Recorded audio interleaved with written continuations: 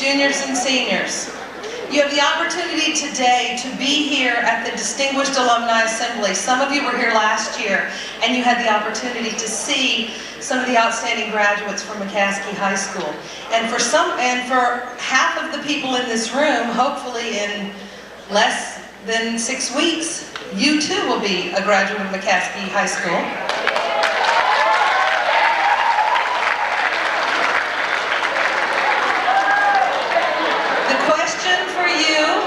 The question for you becomes, what will you do to make yourself distinguished in whatever field you're in?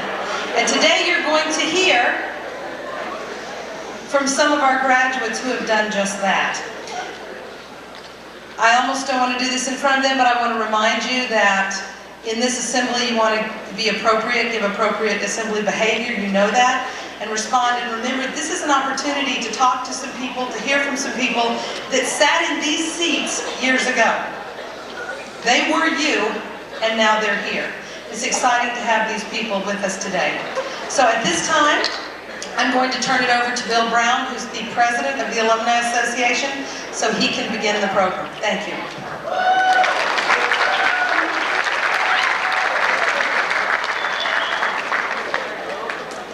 Thank you. Welcome to the 2003 Distinguished Alumni Awards Ceremony. Since 1995, the J.P. McCaskey Alumni Association has been proud to present these awards to those individuals who have achieved a level of stature which the students of the School District of Lancaster will want to emulate.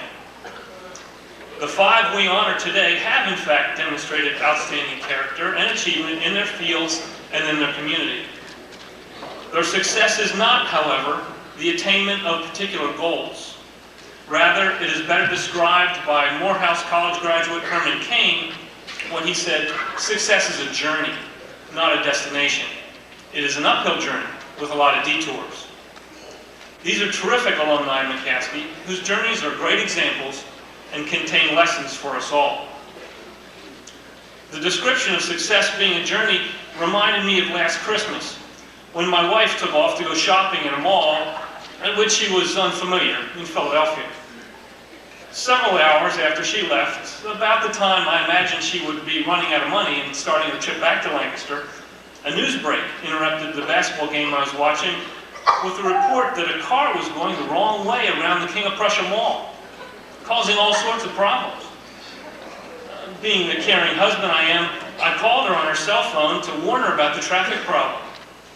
She answered, a bit frazzled, and when I told her the problem, she responded, "No kidding, there are thousands of cars going the wrong way."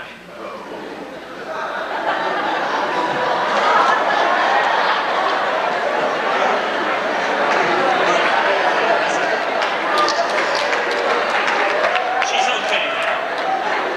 We're pleased and proud to recognize these wonderful journeys of success today. Thank you.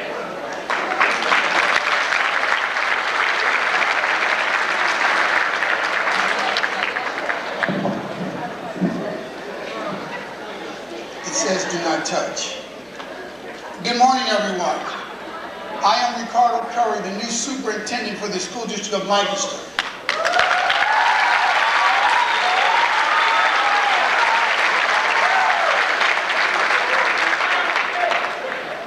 To our distinguished alumni, on behalf of the teachers, staff, and students of the School District of Lancaster, I wish to welcome you back. I wish to also thank you for the standard you have set when you once graced the halls of this institution.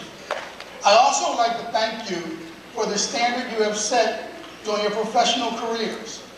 You have also said and shown us what we can do when we leave McCaskey. To our distinguished alumni and our returning guests, we continue to work very hard to make you proud of this institution. We are so proud that the new governor and his new plan for Pennsylvania selected many of the programs which began right here in Lancaster. Again, I welcome all of you back to our school. To the students, take a moment this morning to get to know the distinguished alumni, talk with them, and find out what they've done in their careers and how they might help you further yours. Again, welcome and God bless.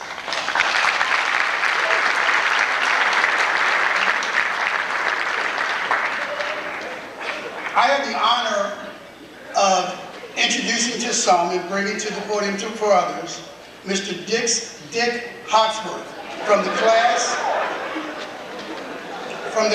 of 1962. Mr. Hawksworth is the news anchor for WGAL TV8. Mr. Hawksworth.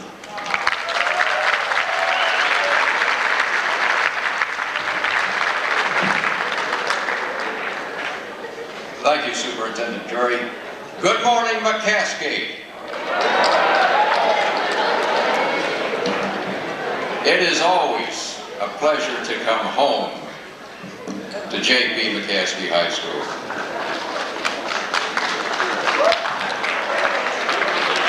Thank you. Because it has been said so many times by so many people, but it is so true. We are family.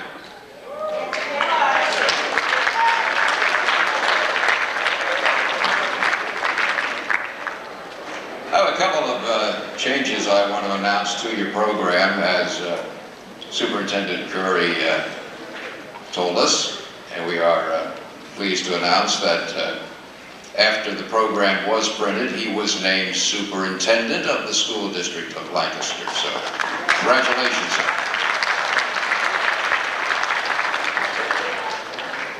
And it is Eriberto Rios Sr., not Junior, right? With us this morning are some former Distinguished Alumni Association recipients.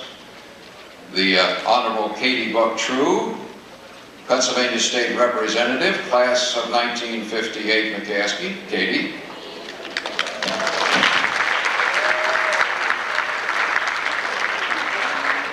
Tell you what, for the sake of time, because we have some great people here and we want to hear from them, so when I announce your name, if you would stand up, remain standing, and when we get them all up, then we can honor them. Katie, if you would stand up. Is Barbara here? Barbara Valbanus, class of 1945. Barbara Capuzas Valbanus. Gordy Kraft, I know Gordy's here. Gordy Kraft, Coach Kraft, class of 1958, longtime McCaskey High School teacher as well. Is his honor here? Charlie Smithcall, there he is, Your Honor. The Mayor of the Red Rose City of Lancaster, Charlie Smithcall, class of 1963. Rosa Cunningham Harris, class of 1967. Anna Funk-Lage, class of 1923. Yours truly, class of 62. Katie Butcher, class of 1965. Leon Buddy Glover, class of 1967. Member of the Lancaster City Council, former Lancaster City Council President, Nelson Polite Sr., class of 1941. And noted educator and historian, John W. Jack Luce, class of 1943. Former Distinguished Alumni recipients, ladies and gentlemen.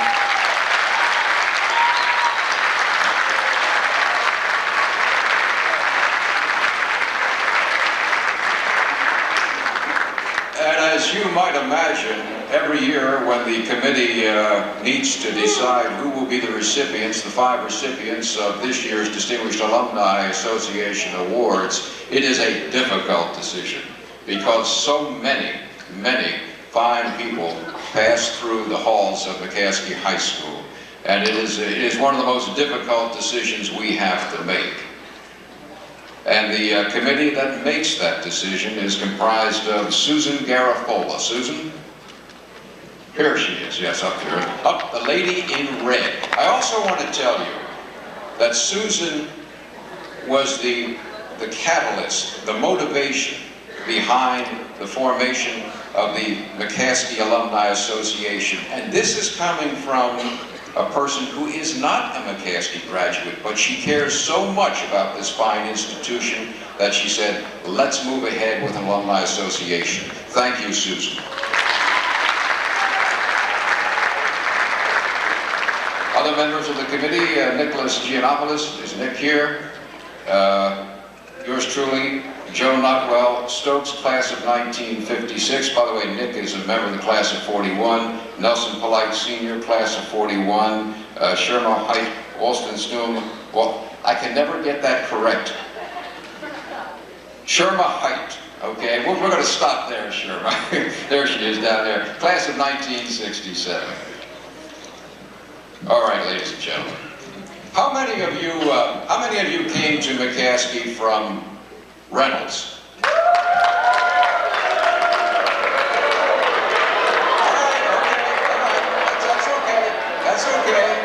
that's okay, we understand. How many of you came from Wheatland?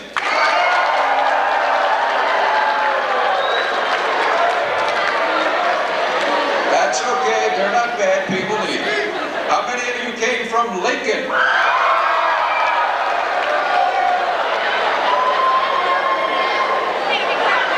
Okay. Now, how many of you came from where I came from, Edward Hand?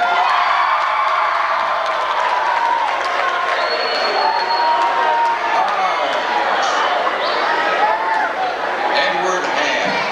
Also, George Washington Elementary School, yes. I was born and raised in what they called the 7th Ward back then. Now we call it the Southeast area of Lancaster, but I was born on South Duke Street, lived in Howard Avenue, ran back and forth from the Boys Club. Howard Avenue, right. Ran back, 131 I lived, 131 Howard Avenue.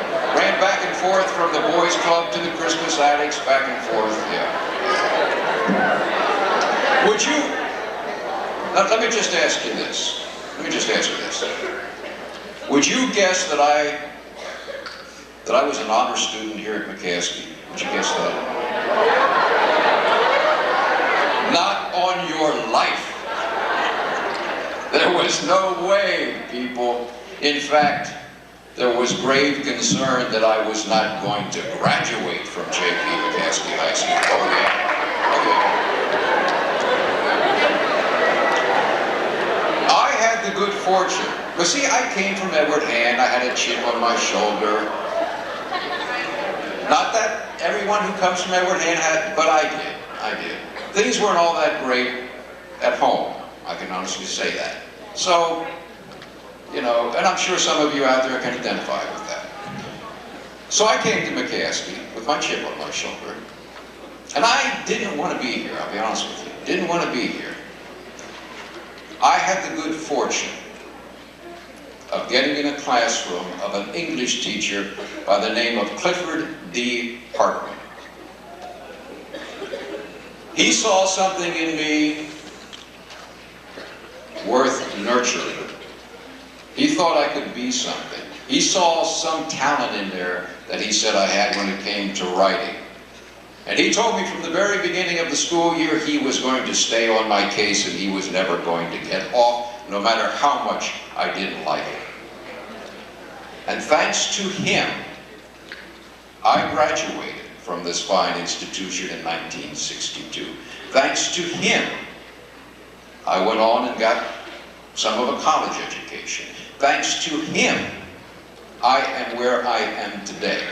So let me say this to you, especially to the seniors who will soon graduate. If there is a teacher or teachers here at McCaskey who made a difference in your life, please, please, before you walk out those doors for the final time as a graduating senior, go up to him or her and say, thank you.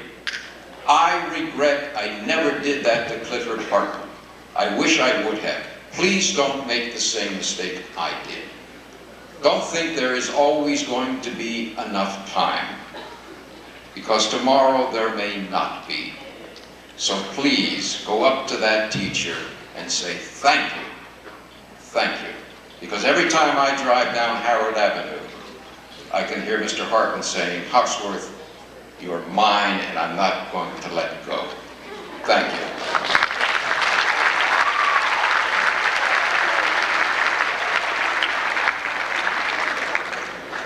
As I said earlier, there are many fine people who pass through the doors of J.P. McCaskey High School. Did you know that the man who directed the Academy Award-winning movie Patton, starring George C. Scott, who also went on to direct Papillon, starring Steve McQueen and Dustin Hoffman, and who went on to direct Boys from Brazil, starring Gregory Peck and Sir Laurence Olivier, and the epic Nicholas and Alexandria. Did you know that Franklin J. Schaffner was a graduate of J.P. McCaskey High School? You never know. You never know. And this morning we honor 5 more outstanding graduates of McCaskey High School. We honor a lawyer, a builder, a dreamer, a hero, and a healer. Eriberto Rios, class of 1986. Eriberto graduated from McCaskey and Willow Street Votech, where he studied carpentry. He then worked for 2 construction firms where he was given training as an electrician. Eriberto knew as a young boy growing up in Lancaster that he wanted a job where he could work with his hands. And 5 years after graduation from McCaskey, Eriberto started his own construction company, E&R Specialties. He was honored by the mayor of Lancaster in 1994 for promoting minorities in construction and creating jobs. His brother Damien had received the same award in 1988. Damien worked for Eriberto's company over the summer months while he was going to law school. In 1995, Eriberto was trained in lead abatement. Now, the lead training was not required in the construction industry at that time. Eriberto used his training to provide a safer environment for children who would live in rehabilitated homes. And much of Eriberto's work is done with affordable housing and historic properties. Eriberto says one project he is most proud of, and we are too, is the renovation work here at J.P. McCaskey High School. He has also worked on the New Holland Historic Apartments, the Landisville Historic Apartments, and Providence and Bart Coleraine Elementary Schools, and the state capitol in Harrisburg. And now, just 7 short years after leaving McCaskey, Eriberto can point with pride at his work throughout central Pennsylvania and say, I did that. Ladies and gentlemen, students of McCaskey High School, it is with pleasure that I present the 2003 Distinguished Alumni Award to Eriberto Rios, Sr.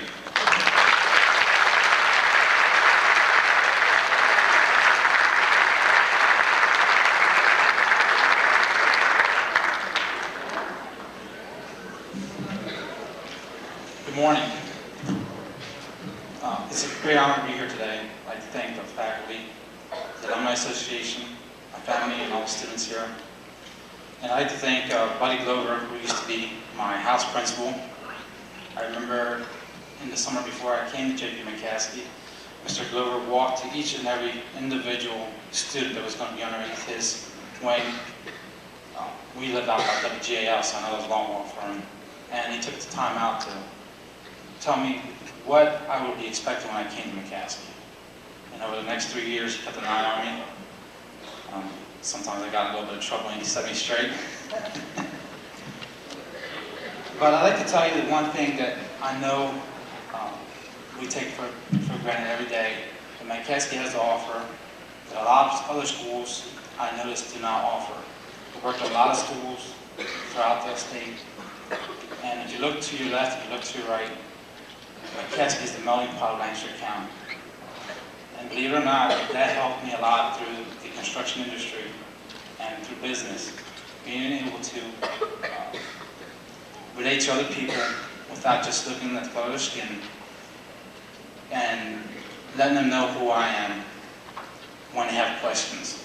There's a lot of people going to have questions, Whether you're staying in Lancaster or you go to California to school and you're going to get other training, it's important for you to be open and let people know who you are, because then they accept you and people are curious and they want to know, and maybe they want to be your friend. And if you're closed-minded, you're going to close a lot of doors. If you're open-minded, you open a lot of doors.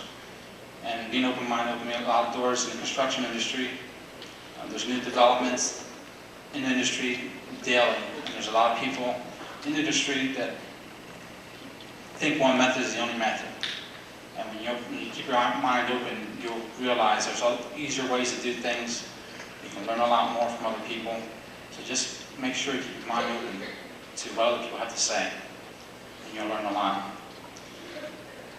I remember when we came back here to McCaskey to do remodeling work, and it was a hefty schedule for us to keep.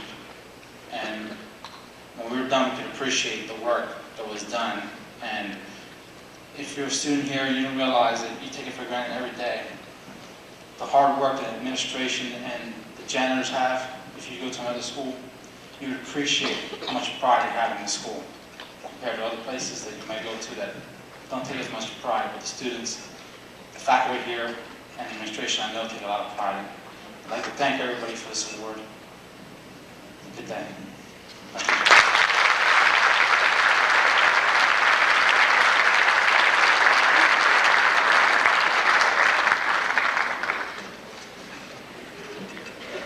And joining Eriberto this morning, his mother, Ramona. Ramona, would you stand up, please? Where's Ramona? And his sister, Mary. There you go. Mary, stand up so the students can see you.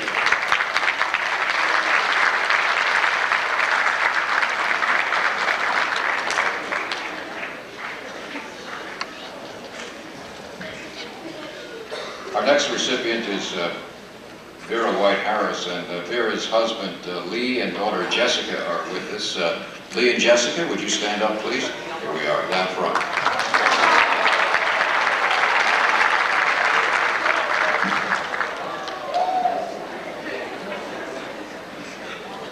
Vera White-Harris, J.P. McCaskey High School class of 1981. After leaving J.P., Vera continued her education at the American University in Washington, D.C., where she attended the College of Public and International Affairs School of Justice. In 1985, she was awarded Bachelor of Arts degrees, that is plural, in Law and Society and Psychology. At her commencement, Vera was also presented with the International Academy of Trial Lawyers Award for outstanding ability in courtroom advocacy. Following her graduation from American University, Vera became the first African-American female law clerk in Montgomery County, Maryland. Vera is licensed to practice law in the Commonwealth of Pennsylvania, the state of Maryland, the District of Columbia, and is a member of the United States Supreme Court Bar Association. In 1992, she was appointed Assistant State's Attorney for Montgomery County, Maryland.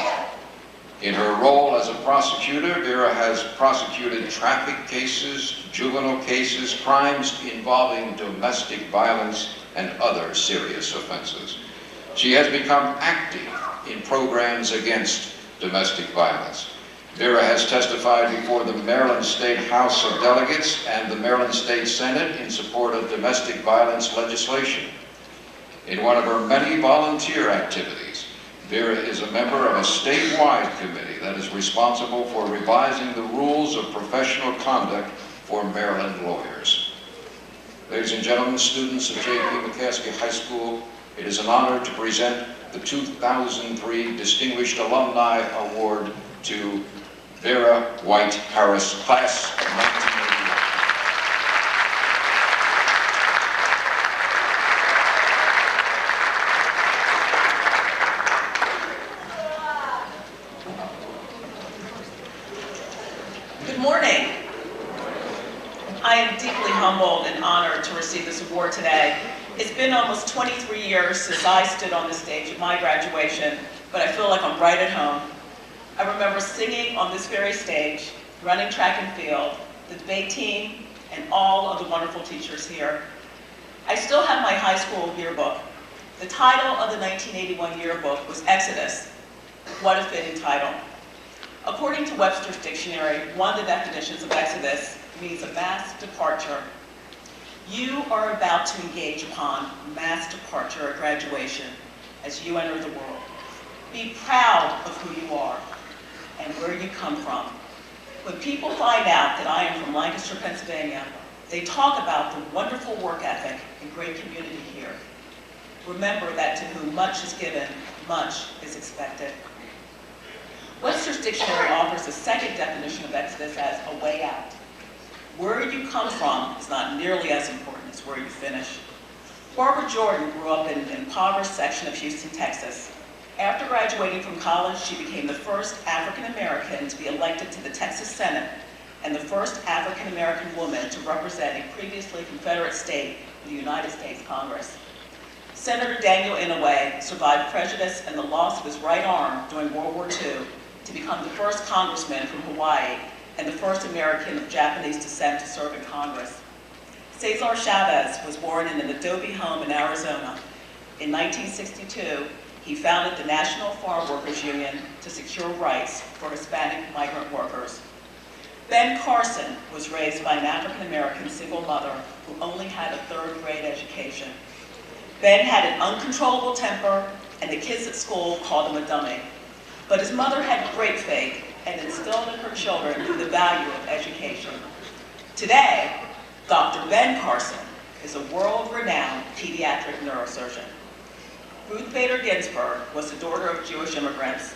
She graduated from college and Harvard Law School, but did not receive any job offers from law firms in New York, nor could she secure an interview for Supreme Court clerkship. As she put it, my status as a woman, a Jew, and a mother, to boot, was too much for employers in those days. But she persevered and worked hard to help to eliminate gender discrimination. Now, Ruth Bader Ginsburg is an Associate Justice on the United States Supreme Court. Sam Walton started out life as a farmer's son. He waited tables in exchange for meals. He lifeguarded, and he delivered newspapers to pay his college tuition. He started his own business, which eventually grew into the retail empire known as Walmart. At one point, he was the richest man in the world. Education and hard work provide you with a way out. A third definition of Exodus, offered by Webster's dictionary, refers to the biblical story of Moses leading the Jewish people from Egyptian slavery to a land that God had promised them, a land of great abundance, happiness, and success. I believe that God put us here for a reason. I believe that your life has a purpose. Despite what anyone else may have told you, you are somebody, and you are capable of anything that you put your mind to. Know that your exodus, your promised land awaits you. Seek it, find it, and fulfill your potential. Thank you.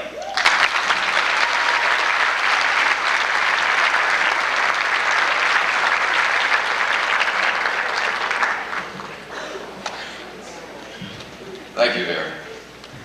Our next recipient, James Shultz, and with Jim today, his wife Dawn, and son John. Dawn and John?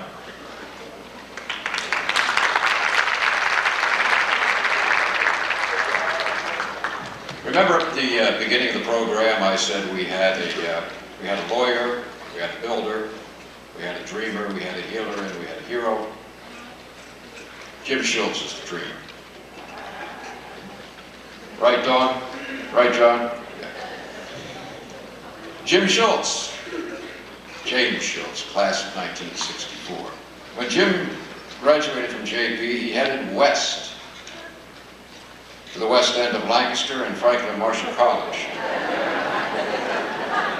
Jim left F&M in 1968 with a bachelor's degree in hand and headed for Kent State University in Ohio, where he was awarded a master's in 1969. Jim's interest in the condition of America's cities led to public service. He was appointed Executive Deputy Secretary of the Pennsylvania Department of Community Affairs. He went on to become Director of Community Development for the city of Allentown. Jim then entered the private sector and became Vice President with the Rouse Company of Columbia, Maryland. He came back to Lancaster in the 1980s to accept a position as Vice President for High Industries, High Investors, a division of High Industries. And for the past 15 years, Jim served in several volunteer roles for the betterment of the city of Lancaster. He was responsible for the creation of the Downtown Investment District and the Center City Lancaster Improvement Plan. Jim is also, and here comes the dream part. But dreams do come true. Remember that, students of McCaskey. Go for your dream. Don't let anybody say you can't do it, because you are McCaskey. Jim has the dream of seeing a minor league team, baseball team, take to the field of a new stadium in Lancaster in the year 2005.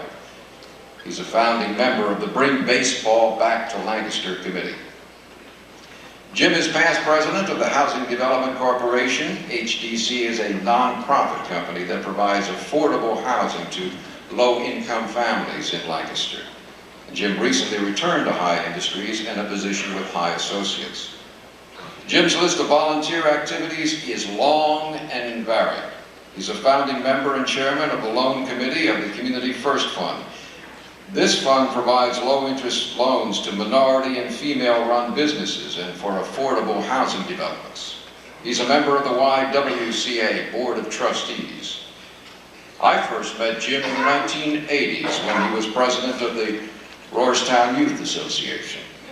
In addition to his duties as president of the association, Jim also found time to serve as head coach of several Rohrstown youth baseball programs, teams. Jim's youth sports programs at Rohrstown were models, and still are, for others to follow. My son Jonathan had a wonderful experience as a member of one of Rohrstown's baseball teams. Jim has also served as an umpire in the Penn Manor Baseball League. He created the Fall Baseball League. And I could go on and on and on, but I think you get the idea, ladies and gentlemen. Students of McCaskey, why James Shultz, class of 1964, is honored this morning as a recipient of the 2003 J.P. McCaskey High School Alumni Association Award. Jim?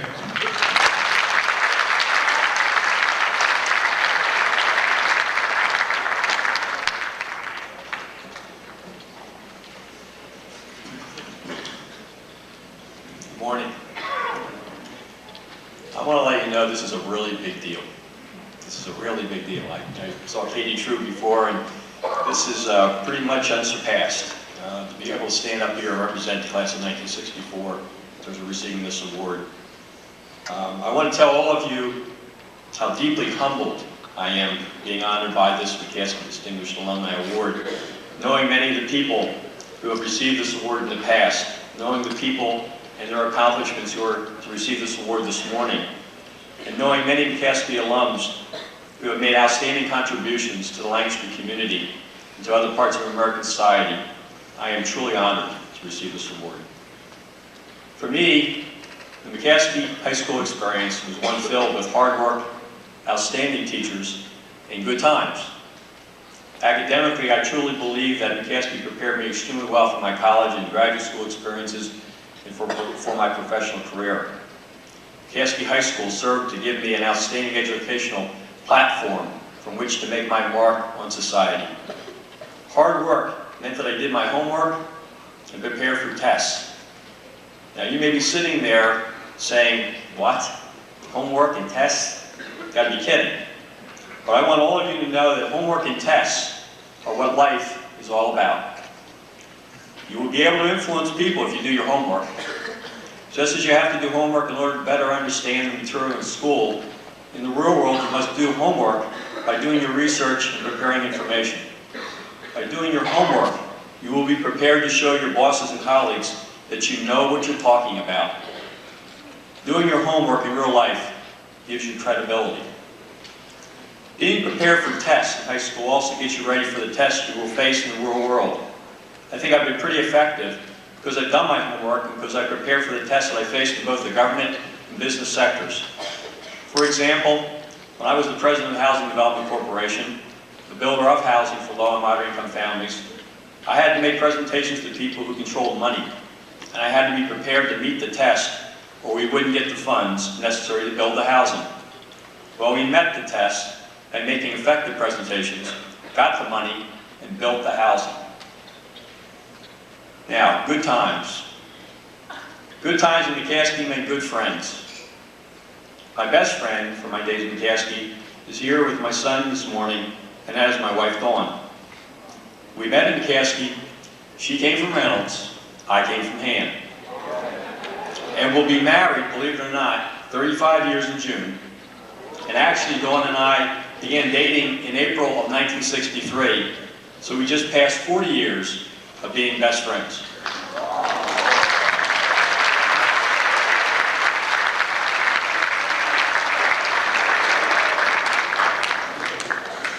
In turn, the best man at our wedding was from LT, now known as Wheatland. That's Alberto mentioned, melting pot truly is. This school is so wonderful to be a melting pot. Bill Ryan and I met for the first time as sophomores at McCaskey. Bill and his wife, who met at our wedding, now live in Connecticut and visit us at least every 6 months. This past summer, Dawn and I spent a week's vacation with 4 other couples. All but one of those people are 1964 graduates of McCaskey. So when I reminisce about the good times at McCaskey, many good memories come flooding back. But those good times continue because my friends from McCaskey are my friends today. Now, many people speak about diversity as being one of the strengths of McCaskey High School. I want to tell you firsthand that the diversity of McCaskey helped me to better understand that many people do not have the same opportunities that I have. This led me to devoting my professional career and my volunteer work to serving others, particularly focusing on families of low incomes living in cities. In turn, I came from a family without a lot of money. My sisters and I grew up in public housing. I came to realize that while I didn't have a lot of money to make our society better, I could devote my time and my talents to improving the Lancaster community or other cities that I worked in. I want to paraphrase one of my heroes, Martin Luther King Jr., and his message, which served as guidance for me, and which I hope will inspire you as well. Dr. King's message was, every one of you can be great because any of you can serve. I believe I am up here in front of you being recognized today as being a distinguished alumnus of McCaskey because I applied Dr. King's message and devoted so much of my time and talents to serving others less fortunate than myself and helping make our community a better place. I'm here today as witness to the fact that by serving, you can, as one individual, make a difference. You will receive no greater peace of mind, no greater satisfaction than knowing that you have given your time, your talent, your hard work to improve the lives of families who may not have all that you have. So I want to thank the McCaskey Alumni Association and its selection committee for recognizing my dedication and work for the Lancaster community by honoring me with the McCaskey Distinguished Alumni Award. Thank you very much.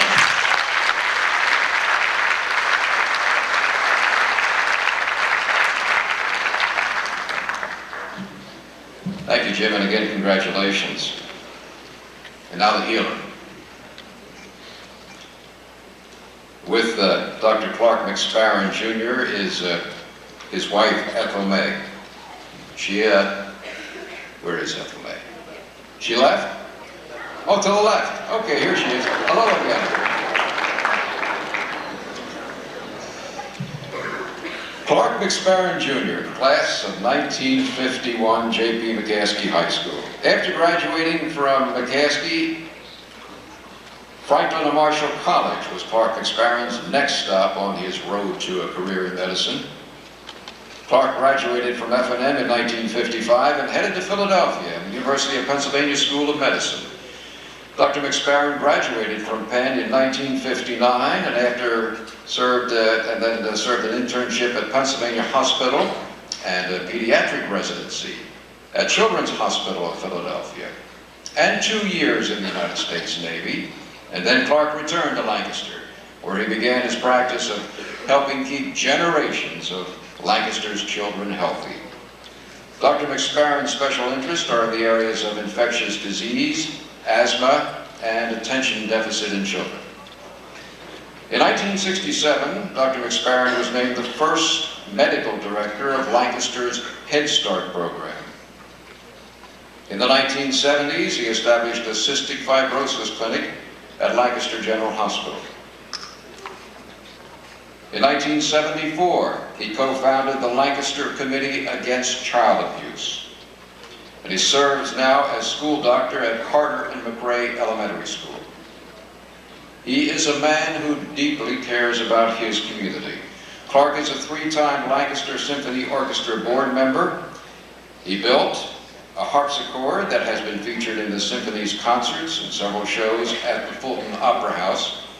He is a life member of an organization that is very dear to my heart, the Boys Club and Girls Club of Lancaster. He's chairman of the Education Committee responsible for enhancing reading programs and introducing children to art. He serves on the board of the Lancaster Foundation for Education Enrichment and the Alumni Board of Franklin and Marshall College.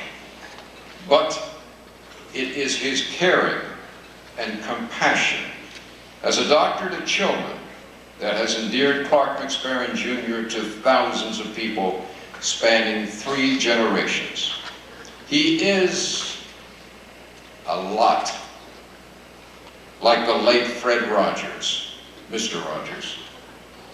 Like Mr. Rogers, Clark McSparren is soft-spoken, always greets you with a smile, puts you immediately at ease, and gives you a comfortable feeling that everything is going to be all right. I first met Clark McSparren on the 4th of July, 1978, the day my son was born at what was then St. Joseph's Hospital. My wife and I decided this fellow named Clark McSparren would be Jonathan's pediatrician to help our son and his parents through the coughs and fevers and bumps and bruises and tears and fears of childhood. A visit to Dr. McSparren's office was like a visit to Mr. Rogers' neighborhood. It was a friendly, cheerful house on West End Avenue where you always felt comfortable in the presence of this gentle man with a kind touch and reassuring word or two that everything would be just fine. To give you an idea of the impact this man has had on people through the years, I will share with you my son's impression of Dr. Clark McSparren. When Jonathan was a small boy and when he would come down with a fever or a tummy ache or some other inconvenience that would temporarily keep a boy from being a boy, Jonathan would tell his mother or his father to call Grandma and call Dr. McSparren.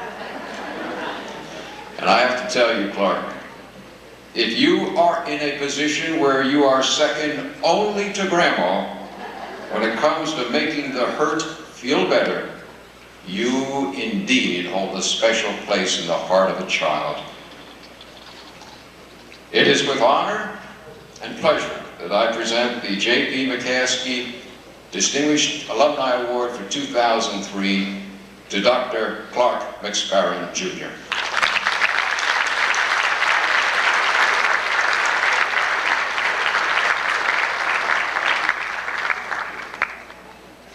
Good morning. My wife wouldn't let me wear the sneakers today, but I'm truly honored to be selected as a distinguished alumnus of McCaskey High School, and at such a young age. It's been over 50 years ago since I sat in that seat right there, and in that time I've been allowed to acquire wisdom.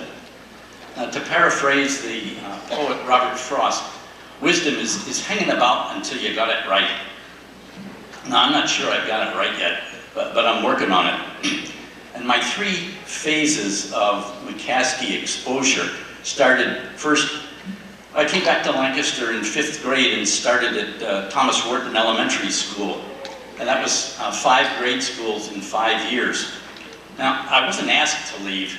My dad moved a lot with Armstrong Core Company, And so that's why so many schools. I had already heard the scary hazing stories of what went on in McCaskey. And so when I entered here as a sophomore, I quickly found that I wasn't drowned by the seniors playing water polo in swimming class. And my Latin teacher wasn't a shrew. She was a very kind lady who had high expectations for us, her students. And I met teachers and coaches who went out of their way to teach and to mentor because they really cared. And my wife, Ethel May, a classmate and love of my life.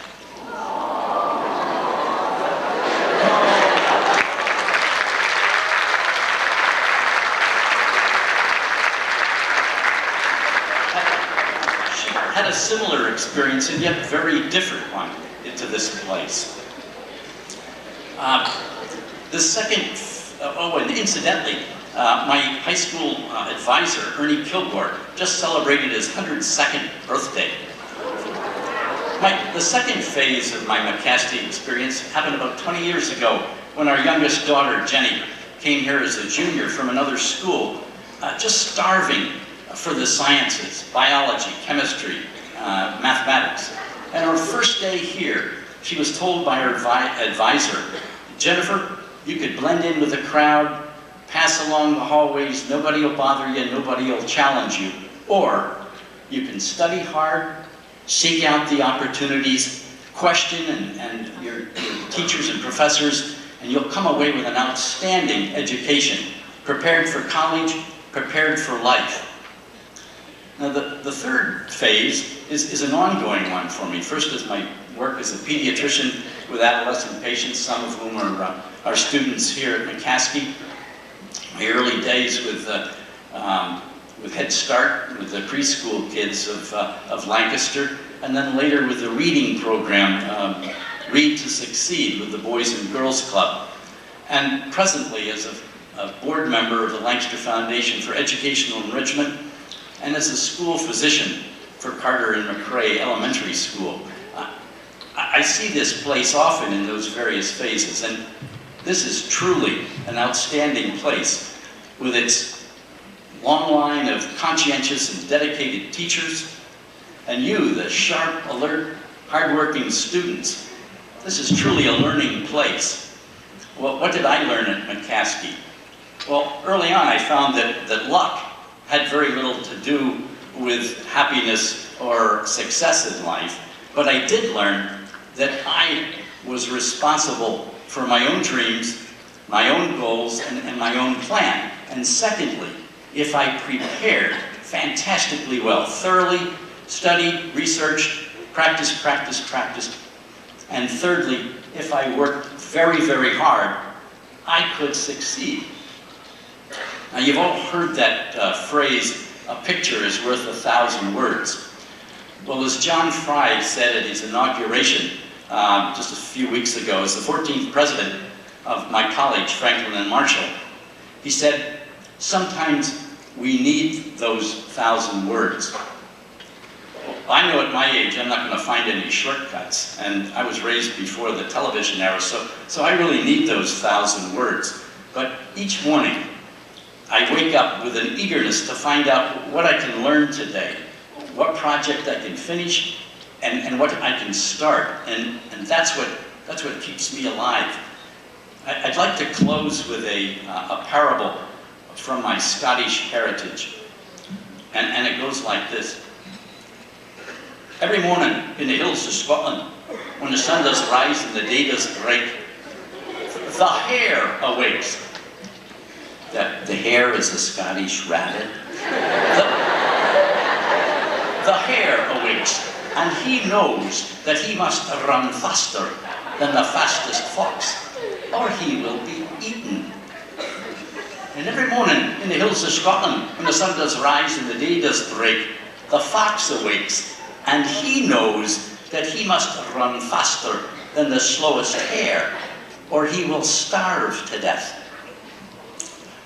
Now, it don't matter whether you're a fox or you're a hare. Every morning in the city of Lancaster, when the sun does rise and the day does break, ye better be out there running. Thank you.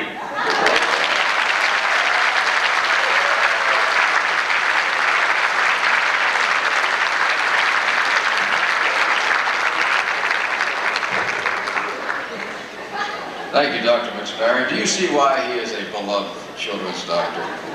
Thanks, Clark.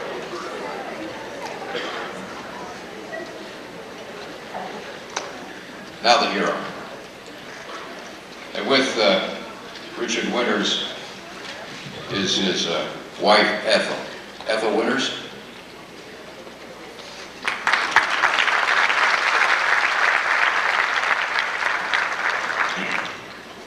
We also have with us this morning students of McCaskey, a very special guest who heard about your fine program here. He knows about your school, but he heard about the fine program, the Distinguished Alumni Association program. He wanted to come here to meet this morning's 5 recipients. Also, he wanted to come here to meet, and these are not his words, these are mine, another hero. With us this morning is Captain Ed Davis, a veteran of the Vietnam War. Hold your applause just a second, because I want to tell you a little bit about Captain Davis if you don't know about him. In 1965, as a U.S. Navy pilot, Ed Davis's plane was shot down over North Vietnam. He was captured by the enemy, and for 7.5 years, 7.5 years, people, Ed Davis was held in North Vietnam as a prisoner of war. You think back where you were 7.5 years ago. That's a long time. He endured conditions no one else in this auditorium could imagine. He was imprisoned at what was then the most infamous of all prison camps, the Hanoi Hilton, along with now United States Senator John McCain and others. February 12, 1972, Ed Davis and other American prisoners of war became a free man. He joins us this morning. Captain Davis.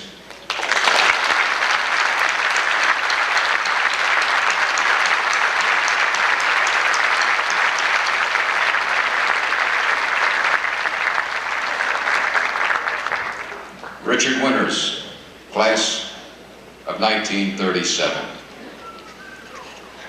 There is an old saying, heroes are made, not born. And it is true. In time of war, no one sets out to be a hero. It just happens. Ralph Waldo Emerson said, a hero is no braver than an ordinary man. He's just braver 5 minutes longer. True heroes are some of the most humble people you will ever meet. They do not boast of their exploits. In fact, most of them have a difficult time thinking of themselves as heroes.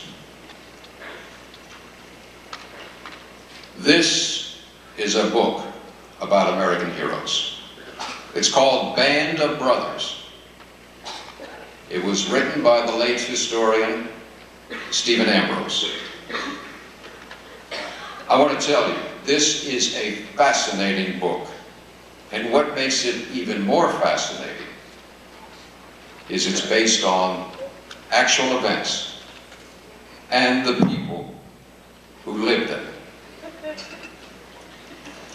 Now, I'm sure when Dick Winters was playing football for Boys High School in Lancaster, he never thought that he would be part of a team that would go on to gain hero status in a book and an award-winning TV miniseries. Shortly after Dick Winters graduated from Franklin Marshall College in 1941, America entered World War II. Dick enlisted in the United States Army. He ended up as a member of the U.S. Army's 101st Airborne Division, the famed Screaming Eagles. As an officer, Dick Winters led a group of a dozen men on an assault against 50 Germans at Normandy on D-Day. Outnumbered by better than 4 to 1, Winters and his men killed 15 enemy soldiers and captured 12. Winters and his men also fought in the Battle of the Bulge, where there were 77,000 Allied casualties and 135,000 German casualties. As a commander of Company E, Easy Company, of the 506th Parachute Infantry of the 101st Airborne Division, Dick Winters and his men captured Adolf Hitler's Bavarian mountain home, Berchtesgaden. After the war, Dick returned to civilian life. He retired from Hershey Chocolate Company, and he still lives in the Hershey area. Dick's wartime diaries were the basis for Stephen Ambrose's book, Band of Brothers, and the Emmy Award-winning miniseries of the same name produced by Tom Hanks and Steven Spielberg. Because of our time limitations, I have been only able to skim the surface of Dick Winters and his Band of Brothers' service to their country, and I'm hoping, ladies and gentlemen, students of McCaskey High School, that you will do yourself a favor and read this book. During World War II, one of Winters' men, a sergeant, was wounded in France. From his hospital bed, the sergeant wrote Winters what is perhaps the greatest compliment an enlisted man can ever pay his commanding officer. The sergeant wrote to Winters, remember now, he was wounded in action. He wrote to Winters, "Sir, I would follow you into hell." Ladies and gentlemen, it is with deep honor that I present the 2003 Distinguished Alumni Award from John Pearsall McCaskey High School to Major Richard Winters, a true American hero.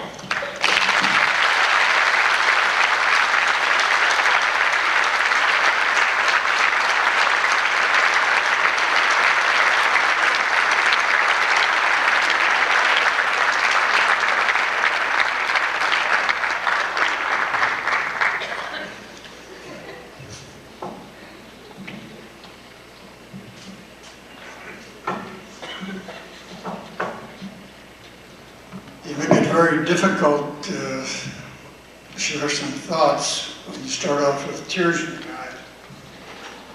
After that presentation, I think I'd like to, since we're on a war basis here, share with you some thoughts on why we fight wars. And the best way to do that is to go back to the time of January 1941, when then President Roosevelt gave a fireside chat to the nation, and I can remember listening to it here at 418 Southwestern Avenue, Lancaster, on our Atwater Kent radio. He laid out for the nation, he told us, made us aware once again of why we fight wars. And we've been fighting these wars since the Revolution. For the same purpose. But he brought it to our attention, and he did it very well in his speech, The Four Freedoms. The four freedoms he pointed out to us, and reminded us, I should say, our freedom of speech, which we all enjoy every day, and of freedom of religion. In any way you care worship. The freedom from fear, And a freedom from what? When you put that together, we've been enjoying this all our life. We seem to take it for granted. And that is a mistake. I looked into this, the background on this thing, and I found that the Roosevelt family originated in the Netherlands. And so that in having this award of the 4 freedoms each year, they hand this out in the Netherlands in 1 year, and the following year they hand it out in the United States at Hyde Park, New York. As an example, this past year it went to Nelson Mandela for his work in freedom for those in South Africa. And I'd like to point out that the year preceding this, he handed it out in Hyde Park. And it was handed out to each branch of the service. They honored the Nurse Corps, they honored the Marines, they honored the Air Corps, they honored the Navy, and I was fortunate enough to receive the honor for the entire Army. Dick, could you help me out here? Snap that on, please. Yeah.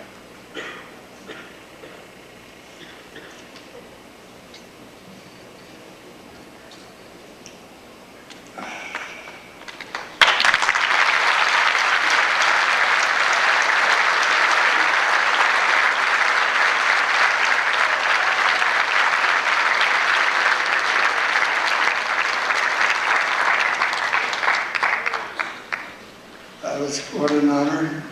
And after receiving this honor, I did a little research into the background of and history of this honor. And I found that the honor was first put out in 1983. And as I said, each year is passed on to somebody or some folks that contribute to the freedoms that we enjoy today. I found that the first recipient of this honor was President Truman. And it's like they skipped Eisenhower, but this next honor went to President Kennedy. And later on, they gave the President, Jimmy Carter, this honor. Very impressive. But there's something that bothered me about this. I wondered if they perhaps made a mistake. Because all these men were Democrats. And I'm a lifetime Republican. However, I kept the honor. And I'm happy to be able to share this with you today.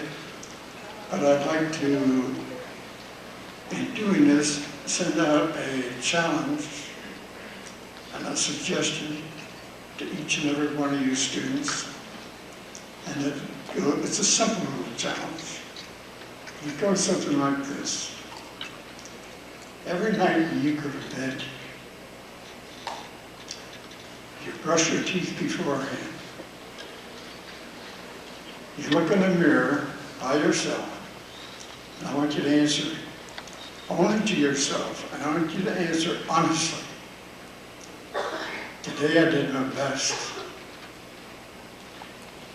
I did my best all day long. That's just part of the day. And if you do that, I assure you, it won't be long and you'll see a change in your character. You'll see that friends come a little easier. People like you a little bit better. And I assure you that if you continue, I'm not saying that you have to know all the answers. You don't have to be the best in everything you do. But you just do your best. If you do that, it'll make a big difference in your life. And I want to encourage you to do that, and I'll salute you. Thank you.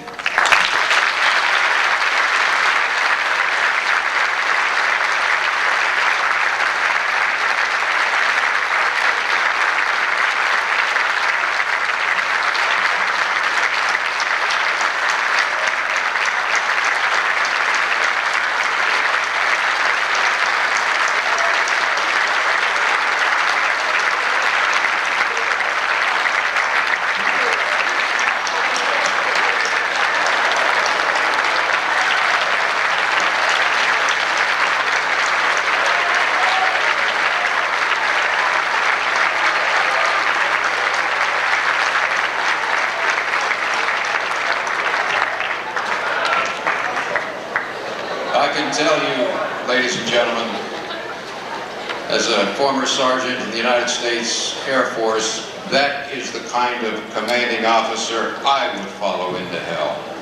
Thank you for your service to your country, Major Winners.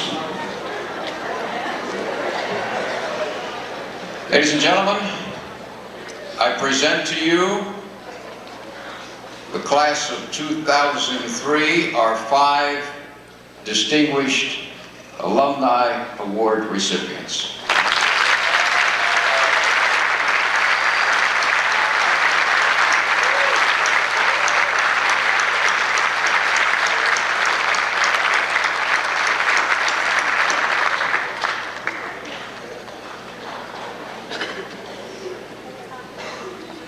And someday, ladies and gentlemen, you too will be up here on this stage receiving one of these awards. You will. At this time, I would like to call Susan Garafola for the presentation of the Susan J. Garafola Service Award. Susan? I felt extremely honored this year to be told by the Alumni Association that there would be an award going out in my name, and that this year the first recipient would be named. And when I found out who that recipient was, I sort of pulled rank and said, can I please present it? Because this is someone who does her best every day for so many people. She is someone that I have always depended on. I never would have been able to pull off some of the things that we did here at McCaskey without her support, her care, her ear, and her hard work. And I would like to present this first award to one of the most wonderful, dearest women in the world, Dorothy Hammond.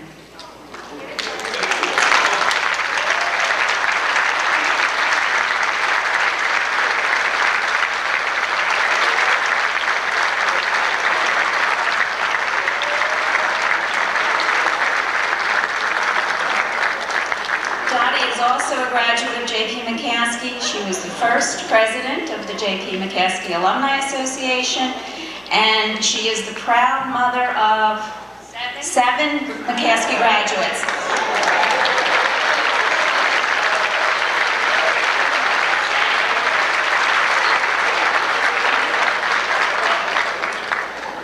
I don't know what to say. I'm completely overwhelmed. I've enjoyed being part of the founding of the McCaskey Alumni Association. It's my interest. I love it. Clark McSparren was in my class, and I would like to include Dick Hawksworth's speech in our next reunion booklet. My children just gave me a surprise party for my 70th birthday. And the present they gave me last week was my graduation picture is on the on the background of a photo, and around the edges are my 7 children. So that was one of the most exciting gifts I've ever received. I thank you for this honor.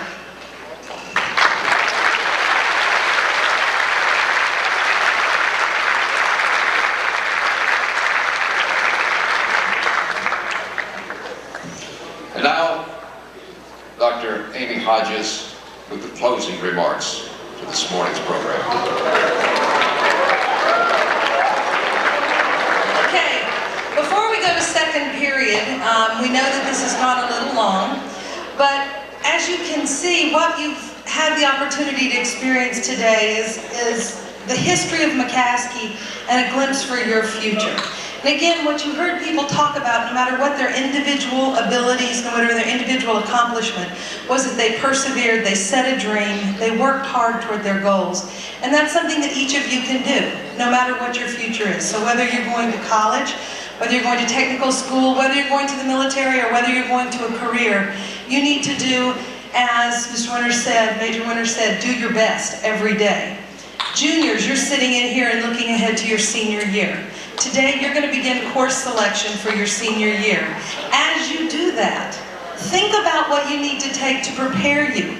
Don't just think about, gosh, what can I do to slide by? What courses do I need to make my senior year the experience I should have to prepare me for the future? Because that's what it's about. McCaskey is your stepping stone to the future. Experience the time here. It's wonderful. Notice the pride that these people have in being at McCaskey. You too will feel that pride when you walk across this stage and get your diploma. So prepare for the future, enjoy, and set your dreams high. Thank you.